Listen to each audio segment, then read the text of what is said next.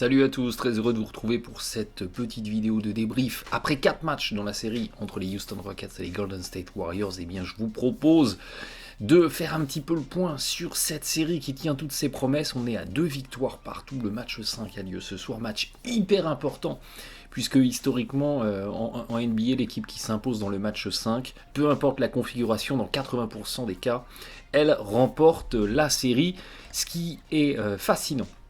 Ce qui est fascinant dans cette série, c'est que les deux équipes ne manquent évidemment pas de ressources, mais ça on le savait. Et surtout, on a eu des scénarios de match très différents, avec des résultats qui étaient similaires, à savoir des victoires assez serrées. On n'a pas eu de blowout. C'est presque à la limite plus intéressant cette année que ça ne l'était l'année dernière, où la série, quelque part, avant le match 7, n'était qu'une succession de blowouts. Là, on est vraiment dans des scénarios de match intenses, dont la victoire se dessine plus ou moins dans les dernières minutes. À l'issue des 2 premiers matchs que les Warriors avaient remportés, je vous avais dit attention du côté des Rockets, alors qu'on fait notre match en attaque. Les Rockets avaient de très bons pourcentages de réussite. Les Rockets avaient une double problématique de rebond et de ballons perdus, ce qui les avait tués. C'était quelque part tirer une balle dans le pied. Dans les 2 premiers matchs, et bien évidemment, on a eu une réaction. On a eu une réaction qui a fait toute la différence, parce que en termes d'adresse, les Rockets ont plus ou moins été dans la continuité, même si il y a des variations dans les pourcentages de réussite, mais quand on regarde au tir réel, on était à 57, 62, 60, 56, il n'y a pas eu de gros décrochage ou à contrario de performance en insolence au tir réel. Globalement, on retrouve des Rockets qui font leur match d'attaque, c'est là où je veux en venir, et on a une équipe de Houston qui a gommé ces problématiques de perte de balles qui entraînait un assist turnover ratio, c'est-à-dire un différentiel entre les passes décisives et les ballons perdus qui était catastrophique. Regardez, on était à moins de 1 dans les 2 premiers matchs, dans les 2 défaites. On est passé au-dessus des 1, même si 1,29, 1,25 c'est lamentable, ça reste tout à fait acceptable, et 15% de perte de balles, même si ça vous placerait dans le fin fond du classement de la saison régulière, ça reste tout à fait acceptable. Et puis, regardez, alors que dans les 2 premiers matchs, on perdait la bataille du rebond, puisqu'on ne prenait que 46% de rebond, par exemple, dans le match 2, ce qui veut dire que les Warriors en prenaient 54, eh bien, on est à 57, et on est un petit peu au-dessus de 50 dans le match 4, donc turnover maîtrisé, rebond arraché, on continue de faire notre match en attaque, et derrière les Rockets, eh bien, ont réussi à passer 2 victoires consécutives et à égaliser. Ce qui est aussi très très intéressant dans cette série, c'est que les 2 équipes se sont imposées dans 2 scénarios de match différents. On s'est imposé du côté des Rockets et du côté des Warriors à la fois dans un scénario d'orgie offensive, c'est-à-dire que, ok, les Rockets, vous allez mettre 115 points, on va en mettre 120, et on s'impose dans un match d'attaque, mais on a aussi réussi à s'imposer dans des scénarios de match défensif. C'était, ok, on va peut-être mettre que 107, ce qui pour l'équipe des Warriors n'est pas une grosse performance d'attaque, mais on va en encaisser que 102. Donc, victoire défensive. Et il s'est passé exactement la même chose du côté des Rockets. Ok, vous allez nous mettre 119 points, c'est pas grave, on va en mettre 122. Et on a comme ça un scénario de victoire, et puis dans le match 4, c'est pareil, on a des Warriors. Moyenne saison, c'est 115, vous les faites descendre à 109, performance défensive, et vous avez des Rockets qui se maintiennent à leur moyenne saison, et c'est comme ça que la différence se crée, c'est comme ça que le match se dessine, et que la victoire arrive à la clé à cette équipe de Houston. Donc c'est fascinant d'avoir effectivement des équipes qui sont vraiment des couteaux suisses, et qui peuvent s'imposer dans des configurations qui sont très différentes. On n'est pas du tout dans des équipes entre guillemets, ne le prenez pas mal, je vais parler des Cavs de l'année dernière, si vous étiez fan de cette équipe, mais on n'est pas dans des scénarios de match un peu caricaturaux comme l'année dernière du côté de Cleveland, où si on veut s'imposer, on est obligé d'être dans un scénario d'orgie offensive, parce que notre défense est tellement mauvaise que ça ne pourra passer que par une excellence de l'attaque, qui va compenser la faiblesse défensive. C'est pas le cas du tout dans cette série. Ce qui est intéressant, c'est que les Rockets ont vraiment réussi à ralentir cette attaque de Golden State, et en tout cas, ça a été particulièrement flagrant dans le match 4, puisque dans ce match 4, les Warriors n'ont eu que 11% de tirs complètement ouverts, wide open, c'est-à-dire quand le défenseur est à plus de 2 mètres, ce qui est très très très en deçà de leur moyenne traditionnels, où on est plus dans les 20%. Et sur ces tirs ouverts, on a été très très maladroit. Alors que les Rockets, eh bien, ils ont fait du Rockets basketball, c'est fixation, je renverse sur le joueur qui est laissé tout seul à 3 points, et on a été à 35%, c'est pas excellent, mais c'est tout à fait acceptable. Et on a quelque part une équipe des Warriors qui a du mal à dérouler le Warriors basketball, c'est-à-dire ce basket un peu champagne, un feu d'artifice, où le ballon circule très vite, où on trouve les tireurs, et on a les Klay Thompson, on a les Curry, on a les Durant qui roulent des mécaniques, bref, ce que les Warriors nous proposent maintenant depuis 4 ans, parce que, je vous disais, impact défense Rocket sur cette attaque des Warriors, vous avez ici la série face à Houston, vous avez ici les moyennes saisons régulières. On avait une équipe des Warriors, regardez, qui en saison faisait en gros du 56% au tir réel sur les catch and shoot, du 50% sur les pull-ups et du 62% dans la raquette.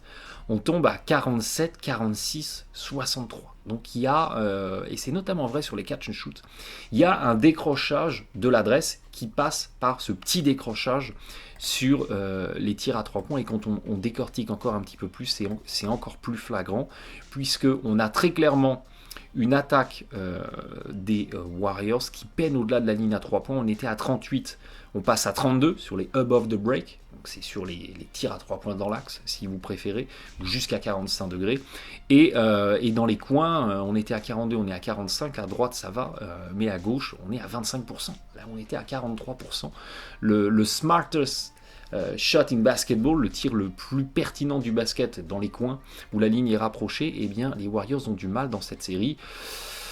Il y a un petit décrochage à mi-distance, et dans la raquette et sous le cercle on retrouve les moyennes de saison, mais tout ça est très logique parce que cette défense des Rockets, c'était déjà le cas la saison passée, c'est encore vrai cette saison, c'est une très bonne défense pour la contestation des tirs extérieurs, des 2 points longs et des 3 points, et une mauvaise défense pour la contestation de la raquette. Pourquoi on arrive bien à défendre à la périphérie? Parce qu'on a ce jeu ultra flottant, où ça change beaucoup des Rockets, et on a des PJ Tucker, des Austin Rivers, Chris Paul n'est pas un mauvais défenseur, qui font les essuie-glaces à la périphérie pour bien gêner. Là où c'est plus compliqué, c'est dès qu'on est débordé, il y a des problématiques d'aide, et on se retrouve à être un peu une passoire dans la raquette, et ça se retrouve complètement dans la série face aux Warriors, puisque on l'a vu juste avant, les Warriors, sans problème pour marquer dans la raquette, mais problème pour marquer en efficacité à la périphérie. Ce qui est intéressant, c'est quand on regarde un petit peu quels sont les joueurs qui ont contribué, quels ont été les joueurs impactants sur les 4 premiers matchs, eh bien, on retrouve globalement un 5 majeur des Warriors qui a un net rating positif, c'est-à-dire que nos qualités d'attaque versus nos qualités de défense nous permettent de dégager du positif. Et à contrario, du coup, on retrouve un 5 majeur Rockets avec Gordon, Harden, Paul, Tucker, Capella, qui est un peu en souffrance, qui est tout pile à étal, voire en souffrance quand Capella est sur le terrain. Regardez, le net rating est à moins 20, ça petite parenthèse, mais effectivement, face aux 5 de la mort de petite taille très rapide, même si Capella a une excellente mobilité, quand vous avez Capella qui se retrouve à devoir défendre sur Kevin Durant, évidemment que c'est compliqué, ça crée des mismatchs, et les Rockets en souffrent. Regardez, quand Capella est sur le terrain, l'équipe a le moins bon ratio défensif de toutes les configurations possibles. Donc il y a une vraie problématique de mismatch quand Capella est sur le terrain. Par contre, à contrario, certes, le 5 majeur Warriors s'en ressort pas mal, et encore, on a connu ce 5 de la mort avec donc Iguodala, Curry, Green, Thompson, Durant, beaucoup plus en excellence. Là où on a une vraie problématique, c'est dès qu'on va vider le banc. Dès qu'on va tirer un petit peu dans les joueurs du banc, il n'y a personne du côté des Warriors en capacité d'apporter quelque chose en sortie de banc. Looney, Livingston, McKinney, Jerebko et Bogut qui a un tout petit peu vu le parquet, eh bien tous sont en souffrance, tous créent une dégradation dans les performances de cette équipe des Warriors, là où c'est tout l'inverse, évidemment, forcément du côté des Rockets, avec des joueurs comme Austin Rivers et Iman Shumpert qui ont les meilleurs net ratings de tout le roster. Donc en gros, pour caricaturer, quand les 5 majeurs s'affrontent, avantage Warriors, et dès qu'on est obligé de sortir un peu du banc et que les 5 mineurs s'affrontent, avantage Rockets, et avantage très marqué pour les Rockets. Et ce qui est vraiment à noter, c'est que les 2 joueurs finalement avec le meilleur net rating de tout l'effectif sont 2 joueurs qui ont été acquis par cette équipe de Houston en cours de saison. Les Rockets ont vraiment fait du très très bon boulot. Autant leur intersaison 2018 a été pour moi catastrophique quand ils perdent Bamouté, quand ils perdent Ariza. C'était la recette du désastre. On perdait les role-players qui avaient construit notre défense, qui avaient été la raison de notre succès. Et terrible constat qui a très vite été gommé parce que les Rockets, ils ont merveilleusement réagi et ils ont recomposé un roster tout à fait pertinent et cohérent qui est en train de faire ses preuves maintenant dans cette série face aux Warriors. Ce que je vous disais individuellement, vous le retrouvez complètement en comparant les 5 en place, en comparant les line-up. Voyez que le 5 Warriors, le 5 de la mort, a un différentiel positif, mais pas énormément positif. Souvenez-vous de ce 5-là les années précédentes. Il avait un net rating à plus 12, plus 13. C'était vraiment le 5 locomotive de cette équipe des Warriors. Là, c'est pas forcément vrai. Et à contrario, du côté des Rockets, on retrouve le 5 majeur en souffrance. Par contre, on retrouve des autres configurations où ça va beaucoup mieux. Où ça va beaucoup mieux dès qu'on va insérer un reverse ou dès qu'on va insérer, par exemple, un Schumpert. Donc cette série, évidemment, elle attaque une dernière ligne droite ultra décisive parce que ça va se jouer maintenant au meilleur des 3 matchs. La recette, elle est claire, elle est simple, elle est éprouvée. Du côté des Rockets, continuer à faire notre match en attaque. Et notre match, il est assez classique, assez connu. C'est les fixations de Harden et Chris Paul avec des tentatives de drive pour finir fort en dessous. Et s'il y a une aide, on ressort sur les tireurs. Les Warriors commencent en plus à surcharger ce qu'ils ne faisaient pas défensivement. Ils se sont mis à le faire. Ils commencent à surcharger le côté fort avec des Draymond Green qui viennent énormément flotter. Ce qui laisse des possibilités de renversement pour des tireurs à l'opposé. Pour peu que la défense des Warriors soit pas ultra active dans les pré-rotations, ça peut créer des mismatchs. En tout cas, la recette Rockets, elle est connue. C'est de l'adresse à 3 points. Maîtrise du rebond, maîtrise des pertes de balles. Et si les Rockets arrivent à redérouler ce triumvirat de la victoire, très clairement, ils peuvent s'imposer sur les Warriors. A contrario, côté Warriors, la problématique, elle est pour moi uniquement liée à une problématique d'adresse extérieure. Les Warriors qui, au rebond, ça va, ça contrôle les pertes de balles.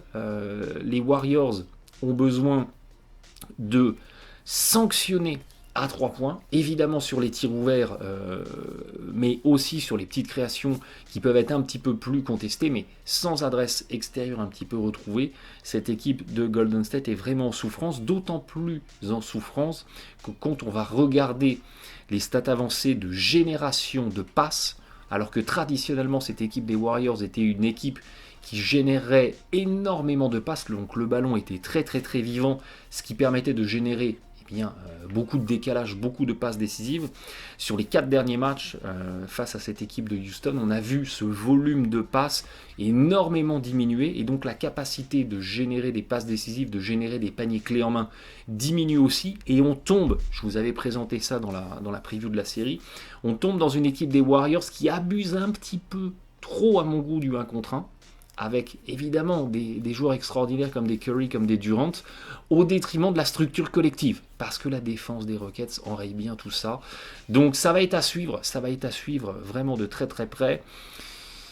Espérons 3 derniers matchs, pourquoi pas, espérons que ça aille en 7 matchs, et espérons 3 derniers matchs tout aussi intéressants que les 4 premiers. Bon match à tous.